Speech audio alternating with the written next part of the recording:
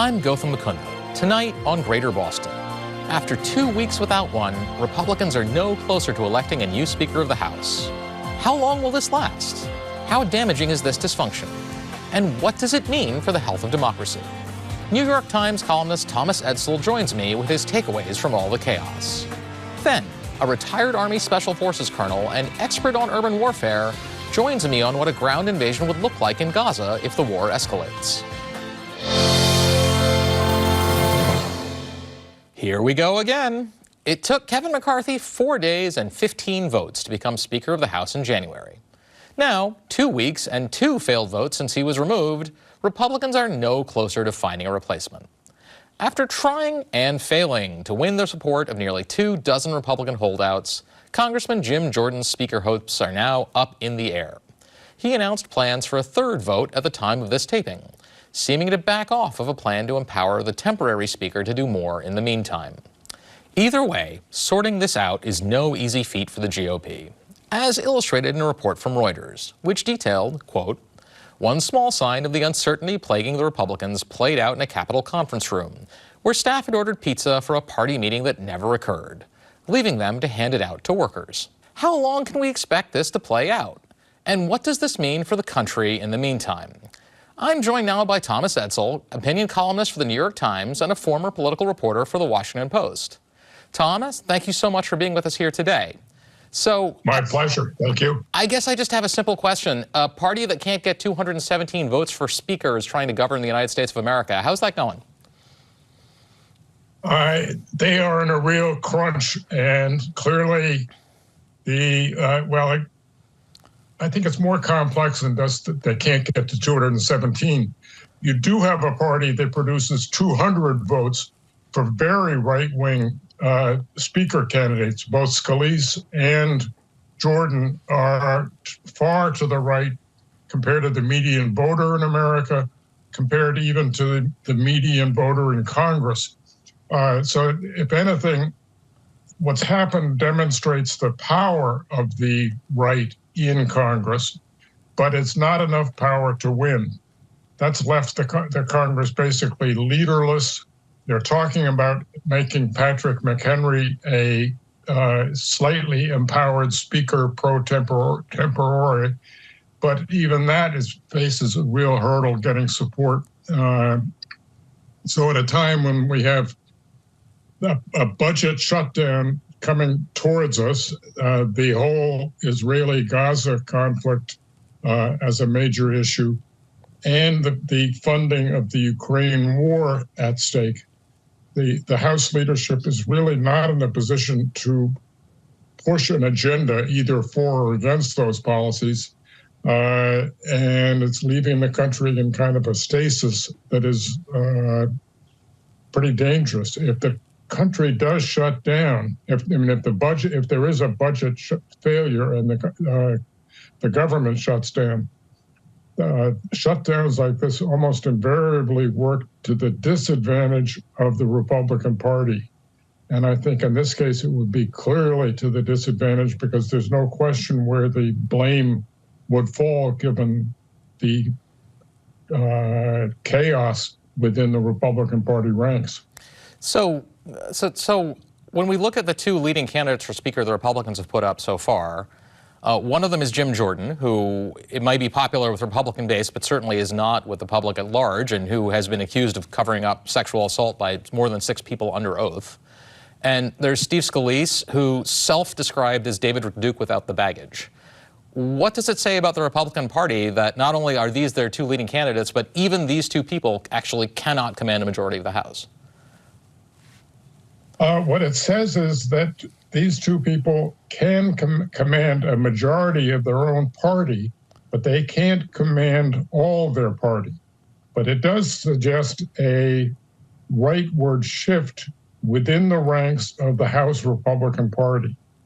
That rightward shift is not adequate to put it over the top and get, really they need 217 votes to get there, but they are very close. So that what you have is a Republican Party that has shifted decisively to the right in the House, but not enough to put it put forward a speaker that can win the votes necessary to become speaker. So you have, I don't know how you describe this, kind of a malfunctioning majority that a minority can block. It's usually been the opposite direction, where the minority has been the Freedom Caucus, and they have blocked action, the Freedom Caucus being very right-wing. Now it's really moderates and institutionalists, people who support traditional House rules and so forth, that Jordan would override. Those are the forces now that are the minority blocking Republican Party. So in the past, go ahead. Oh, sorry. This is the first time I can think of in the last few years that House moderates have sort of held the line and not conceded control of the Republican caucus to... That's true. There are not that many of them, because some of the people opposing Jordan are actually senior members of the Appropriations Committee who were not really moderate, but they really oppose his efforts to adjust spending in ways that are not following the guidelines set by the Appropriations Committee.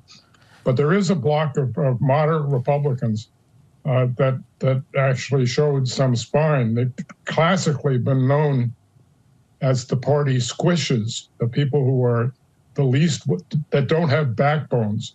Some of them have shown that in this case that they do have a backbone, and they've stuck with it through 2 votes. Some have not. Some did cave, like Tom Keene of New Jersey, whose father was a governor and sort of a classic center-left Republican. I mean, center-right Republican, but still centrist. He caved and voted for Jordan, and he's now facing real problems in his district because of that. So structurally, the United States government is designed to protect minority rights. But you have written in your last few columns, and sort of I've written in other places, that what we're actually seeing is minorities using those structures to exact minority rule, where a fraction of the House Republican caucus that may or may not represent the majority of Republicans, but certainly doesn't represent the majority of Americans, is essentially trying and sometimes succeeding to control the government. Do you agree with that assessment, and would you expand on it? Yeah, there is this problem now of basically the United States government was, in a sense, designed to protect against the tyranny of the majority. The founders, in many respects, were worried, for example, that people who didn't own property would overrun people who did own property, and they would just become basically redistributive in a fashion that would take property away from the property holders, and other kind of upheavals of the mass majority versus the better off majority. So there are aspects, there are elements of the Constitution, and there are elements in the congressional rules proceedings in the House and Senate designed to protect minorities from the tyranny of the majority. The problem is that we reach this stage where things become so highly polarized and so evenly divided between the 2 parties that a minority can now really prevent a majority from acting. And this has become, well, it's known as gridlock to some extent, but there is a growing body of opinion that this is a real source of, in a sense, crisis in America, where the country cannot deal with the issues that are before it because majorities are blocked at every step. So there is a striking asymmetry in this, right? Because Nancy Pelosi had an equally small majority in the House when she was a majority leader a couple of years ago, Speaker of the House a couple of years ago. But whether or not you agree with the laws that were passed in that time, the House was extraordinarily productive, with several sort of historic bills passed. So where does that asymmetry come from? Well, the hard left in the Democratic Party, what you might call the squad, or Ocasio-Cortez and her colleagues, they don't play hardball in the same way that the Freedom Caucus plays. They are much more party aligned. and supportive of leadership in many cases, whereas the Freedom Caucus is really devoted to challenging the leadership, and it to much more extent the Freedom Caucus, which is Republican, it's institutionally designed, or its participants are all committed to pushing the House to an extreme position, and if it doesn't go there, they will vote against it. So the Freedom Caucus has, and its allies, have really exercised veto power in a much more effective and stronger fashion than in the House, where the left wing is really not as kind of committed to destruction as as it is the case on the Republican side. So this is a huge shift in the historic character of the parties. Will Rogers famously once said, right, that he's a member of no organized party, he's a Democrat. And now we see instead, and Republicans suppose, they said Democrats fall in love and Republicans fall in line. But now we see it's the Republican Party that has reached levels of disorganization that maybe we haven't seen in American politics since the 1850s. Why the change? That's a good question, because if anything, the Republican Party is more homogeneous than the Democratic Party even now. And the Democratic Party runs from basically upscale, college-educated white liberals to millions of poor, working class blacks, whites, and Hispanics. The economic divide in the Democratic Party is a gulf. The Republican Party has had real problems with the surge, basically, first of the Tea Party, and then with Trump. Trump led what really amounted to an insurgency within the Republican Party. The Republican Party traditionally had always nominated the next in line. They sort of crowned their princes. They had the business interests, lobbies, and party leaders had picked the nominee. Trump violated that whole tradition, but in doing so, he revealed how angry one key segment of the Republican Party is, the white working class. They really had felt they had been providing crucial votes for Republican victories, but they had been getting almost nothing on policy, especially on trade, on the cultural values that they were pushing, all of those, and on immigration, particularly on immigration. So suddenly you had an insurgency within the Republican Party in 2015, 2016, and that insurgency has remained, but it has caused a gulf between basically the populist wing, which Jim Jordan represents, and the more establishment wing, which Kevin McCarthy was closer to, and the business wing, which is also a crucial part of the Republican Party. So the divides in the Republican Party have become, suddenly they've become open sores, which they had not been. There had been a lot of effective coalition management on the Republican side, but that management had masked a very discontent constituency, the working class voters who were not pleased with how the establishment was running things. Well, then I guess we'll be here for a while. Thank you so much, Tom. We appreciate you joining us today. My pleasure. Thank you for having me. 6 Jewish protesters were arrested after a large group descended on Senator Elizabeth Warren's office building, demanding she directly call for a ceasefire between Israel and Hamas. Their urgency comes as Israel plans a ground invasion of the Gaza Strip, where nearly half of the population has been told to flee, even as the borders remain closed. And once we'll see that the situation will be permissible for significant combat operations, then they will commence. What would a ground invasion look like in Gaza, where more than 2 million Palestinians live, nearly half of them under 18, packed into just 140 square miles of land? To help answer that question, I'm joined by retired Army Special Forces Colonel Liam Collins. He's also the founding director of the Modern War Institute at West Point and co-author of the book, Understanding Urban Warfare. Colonel, thanks for joining us today. Thanks for having me. So we're looking at the possibility of urban warfare with modern weapons in an area with the population density of New York City. I'm not sure that we have too many examples of that, but can you talk to people about what that would look like?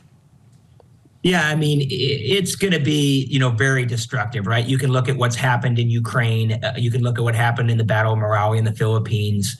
You can look to Iraq, right? And typically in cities, when you have an urban warfare like this, it's not uncommon for 90% of the buildings to be damaged or destroyed. So it's particularly destructive. And why is it so destructive? Because the enemy can seemingly hide anywhere, right? It's hard to find them. The technology to identify where they're at, and seemingly defensive positions anywhere. And so it becomes extremely challenging, and to move through and eliminate those threats often results in a lot of destruction. So that's what we expect to see. So in the examples that you cited from Ukraine and the Philippines, the population of the city, I think, had not entirely, but largely evacuated before the fighting commenced. I'm not sure that'll be possible in Gaza. Is it? And what does that mean if you're doing it with the population still intermixed with the combatants? Right. So in Gaza, right, that's why the Israelis are trying to move the population. It's always easier to conduct a military population when you can displace as many of the civilians as possible. In total, Gaza Strip has about 2 million. When we're talking Gaza City, or where they're likely to do the operation, maybe a population closer to 500 or 600,000. Historically, even when they've been very successful, such as the Second Battle of Fallujah, maybe 90% of the population leaves, but there's almost always 10% of the population that stays because they just have nowhere else to go. They can't get out for whatever reason. And so no matter how many they're able to get out of there, which is a good thing, right? Because the Israelis want to minimize, innocent civilians getting caught up in the fight. But you can expect there's still going to be, right? If it's 10%, that's going to be, 50 to 60,000 that are going to be stuck in the combat zone for sure. So what are the sort of steps that you would take to try and minimize civilian casualties in this operation? I mean, what you're going to see is the choice of weapons that they're going to use, right? They're not necessarily going to come in there and try to destroy every building, right? They're going to have to do that when they're taking fire from somewhere, or as they're advancing through. And so you'll see it in terms of that, right? Where if they didn't have to worry about civilians, they're going to be a lot more liberal with their use of firepower, right? A tank round into each building, right? Or artillery shells or bombs, because you're trying to reduce that risk to the force that's going in there, right? The last thing you want to do is try to go do like the Hollywood, clear a building or clear a room and have 4 people go in there, because as soon as you enter, they're vulnerable. And so you want to eliminate that threat before you have to enter the room. But when there's civilians around, they're going to be less liberal with the use of force when they go through the city. So I think it's difficult for any civilian to really understand what this kind of fighting is going to look like. To the extent that it's possible, could you sort of talk us through, say, what an operation would look like from the perspective of the soldiers involved? Yeah, I mean, so you're going to see the Israelis employing combined arms maneuver, right? So that's, not just, infantry going through the buildings. It'll involve tanks on the streets, engineers clearing obstacles as they move through the urban environment. Typically you're going to want to avoid being on the street, right? That's where you're most vulnerable. And so you're going to want to the Israelis are going to want to move within and between buildings, right? So they may blow a hole from one building to another, right? It results in some damage, but it's to avoid putting their troops at risk by being on the streets where they're more vulnerable. And they're going to have, right, the Hamas, no doubt, right? They started as soon as the attack was done, they started booby trapping and putting, IEDs, improvised explosive devices, probably throughout the city, for the Israelis as they go through. So that slows the movement as they expect to go through the city. They're going to be hitting these that are going to take out vehicles and take out their personnel. So when we went into Fallujah during Iraq, several of my friends were part of that battle. What they told me was by the time we were done, that city had essentially ceased to exist. Is that the kind of thing we're going to see here? Yeah, I mean, oftentimes, or the saying goes, sometimes you have to go to destroy a city to save it, right? To eliminate these Hamas fighters. Like I said, a good chunk of that city, or where the fighting is going to be placed, is going to be, significantly damaged or destroyed. And so it just means after the fighting is done, it's going to take a significant rebuilding effort to try to get that to return to, somewhat normal. And keep in mind, right, we're talking the Gaza Strip is probably, one of the most depressed places in the world before it takes this kind of an urban fighting. And it's going to be even more, in worse shape after. Is there any experience, certainly in American experience, or other countries recently with modern weapons who have gone into a city this heavily fortified? Yeah, I mean, so the Philippines, they went in 2019 in the city of Marawi to take out the terrorist fighters that were there. And basically for them, they had to kind of clear block by block. And every building was basically an enemy stronghold, right? They would occupy that. And they would have to basically systematically destroy that building. What they learned quickly was you never enter with the troops first. So the first thing you got to do is put an artillery round in there, a bomb on the building, right? Shoot a tank round on that building to try to eliminate any threat as they're advancing and kind of closing down the terrorist fighters into a smaller and smaller space. And so what they learned was, they initially tried to keep the firepower to a minimum to minimize the collateral damage, but then they realized it was the only way to kind of go through and do what they needed to be done. So given the scale of the resources the Israelis have and the scale of the opposition, how long an operation are you talking about before they will have occupied the area? Yeah, I mean, I think it's not so much in terms of clearing a certain amount of space or how long the operation will take. I think there will be two competing demand, right? Their stated goal to destroy Hamas, which is not possible, but really degrade Hamas so it's not capable of conducting attack like this, eliminate their fighters, right? Their supplies, those kind of things.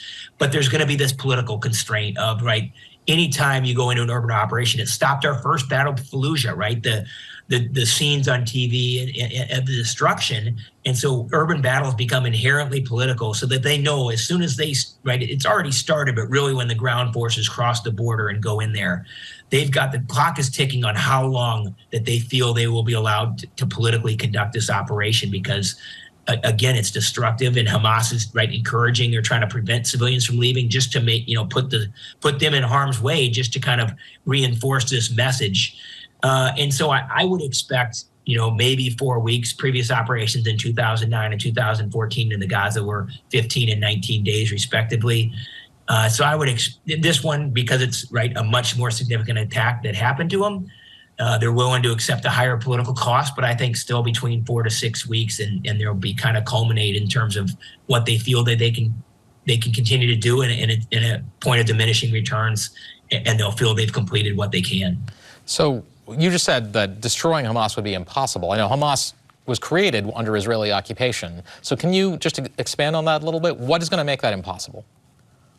Yeah, I mean, it's just we haven't been able to destroy Al-Qaeda. We haven't destroyed the Islamic State. These are terrorist organizations, right? But the idea is based on some root causes that the Palestinians have. So you can't destroy Hamas because you can't kill the idea, right? It's an idea that some will always,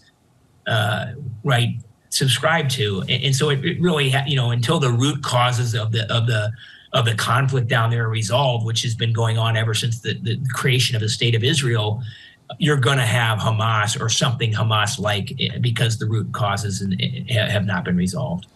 So then, from the Israeli perspective, if they do go in, what kind of casualties do you expect to suffer in this kind of an operation?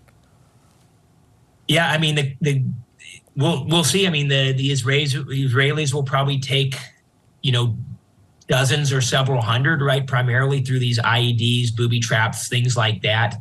Unfortunately, probably hundreds or thousands of civilians will be killed, and whatever Hamas fighters are willing to die for the cause, which will probably be in the hundreds. So that's what you'd likely to see. And like I said, unfortunately, history has indicated that the civilian deaths could be higher than the military casualties. So, Colonel, you've dedicated your life to studying this now since leaving the Army, and you've written a book about it. What advice would you give to the IDF if they were going to do this? I mean, the biggest advice, would have been protect your borders and prevent this operation, Hamas from conducting this operation, and they never would have had to enter the Gaza. That would have been my first advice, which they didn't do effectively. So, but if they're going to go in there, it's a challenge. It's a challenge, right? They're going to have to go in there and figure out how to balance, right? They're protecting their force versus the collateral damage. and destroying the enemy and realizing you can't do all three, right? You can't destroy the enemy, keep yourself protected, and minimize collateral damage and deaths to civilians. So they got to figure out where on that, where they're willing to take the risk on that. So if they go in and this level of damage happens, will they have to occupy the area? What would you expect to be the next day? What happens in 6 weeks afterwards? No, absolutely not. The Israelis in 2005, when they left Gaza, they will not occupy it, right? That puts them at way too much risk. They're vulnerable the whole time they're in there trying to occupy it. They absolutely will not occupy. What they will do is, again, once they kind of feel that they've degraded Hamas to a level that's enough, balance with the political, how long they feel they can politically continue to conduct the operations, they'll pull out of Gaza. And then they will increase, right, instead of relying on the defensive measures that they relied on to date to protect their borders. I would expect to see them figure out how to put in additional obstacles and defensive measures to prevent it. So if somebody does breach a wall or a fence, there's other obstacles that they have to get through before they can actually attack and kill and kidnap Israeli citizens and citizens from other nations around the world. So if I were to summarize, you say that this is going to be a while and it's going to get a lot worse before it gets better. Without a doubt, the operations of Gaza are going to be a lot worse. I mean, they are going in. They're waiting to do that, probably to allow a lot of the population to leave the area, so they're not caught, unfortunately, right in the battle zone. But it'll definitely get worse until the operation culminates, and then they pull out, and then it'll start a massive rebuilding effort. On that note, thank you for joining us today, Colonel. Thank you. That's it for tonight. But come back tomorrow for Talking Politics. Adam Riley and his panel will dig into Governor Healey's $4 billion initiative to increase housing in the state. Plus, the producer of GBH News' podcast, The Big Dig, Ian Koss, joins on the massive and infamous highway project that ultimately transformed the city of Boston. That and more tomorrow for 7. Thanks for watching. I'm Gautam Mukunda, and good night.